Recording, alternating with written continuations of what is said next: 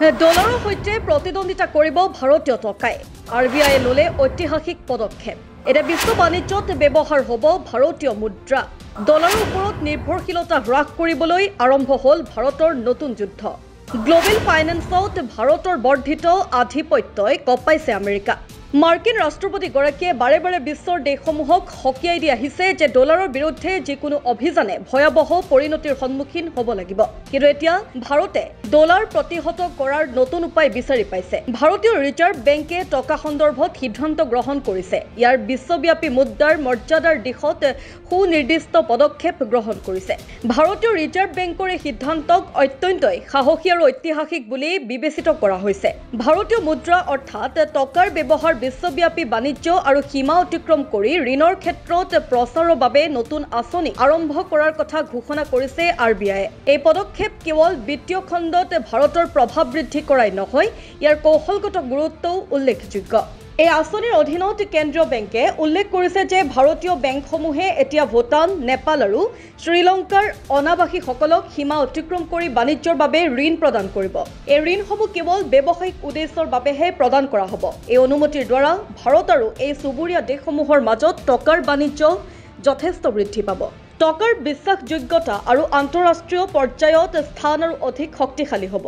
ভাৰতীয় ৰিজাৰ্ভ বেংকৰ মতে টকা ভিত্তিক আন্তঃৰাষ্ট্ৰীয় লেনদেন সৰল কৰাৰ বাবে প্ৰধান বিদেশী মুদ্ৰাৰ বাবে স্বচ্ছ হাৰ প্ৰৱৰ্তন কৰা হ'ব। বিশেষ টকা, বস্তু একাউণ্ট আৰু ইয়াৰ বেলেন্সৰ ব্যৱহাৰ সম্প্ৰসাৰণ কৰা হৈছে বুলিও আৰবিআইয়ে স্পষ্ট কৰি দিছে। এই ধনৰাশি এতিয়া কৰ্পোৰেট বণ্ড আৰু বাণিজ্যিক প্ৰমাণপত্ৰত বিনিয়োগৰ বাবে ব্যৱহাৰ কৰিব পাৰি। এই ব্যৱস্থাসমূহৰ লক্ষ্য হৈছে লেনদেনত টকাৰ চাহিদা বৃদ্ধি কৰা, ডলাৰৰ ওপৰত নিৰ্ভৰশীলতা হ্ৰাস কৰা, ভাৰতৰ চুবুৰীয়া দেশসমূহৰ বাবে এক শক্তিশালী বিত্তীয় বিকল্প প্ৰদান কৰা। তদুপৰি দক্ষিণ এছিয়াত ভাৰতীয় টকাক প্ৰতিযোগিতামূলক মুদ্ৰা হিচাপে প্ৰতিষ্ঠা কৰাটোৱেই সামগ্ৰিক উদ্দেশ্য। আৰবিআইৰ গভৰ্ণৰ সঞ্জয় মালহোত্ৰাই উল্লেখ কৰে যে ভাৰতে আন্তঃৰাষ্ট্ৰীয় বাণিজ্যত ভাৰতীয় টকাৰ ব্যৱহাৰ ক্ৰমাগতভাৱে বৃদ্ধি কৰি আছে। এই পৰিকল্পনাক ব্যৱহাৰিক আৰু ফলপ্ৰসূ বুলি অভিহিত কৰি তেওঁ কয় যে এই পদক্ষেপে ভাৰতৰ অৰ্থনৈতিক শক্তিক নতুন উচ্চতালৈ উন্নীত কৰিব। এই ঐতিহাসিক সিদ্ধান্ত এনে এটা সময়ত লোৱা হৈছে যেতিয়া বিশ্ব অৰ্থনীতিত অস্থিৰতা দেখা গৈছে।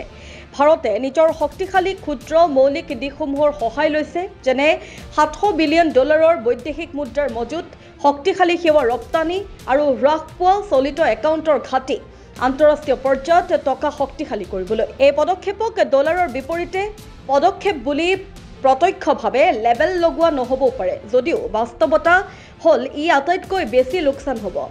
ভাৰতে ইতিমধ্যে বহু চুবুৰীয়া দেশ আৰু কৌশলগত অংশীদাৰ দেশৰ সৈতে স্থানীয় মুদ্ৰাৰ বাণিজ্যত গুৰুত্ব আৰোপ কৰিছে।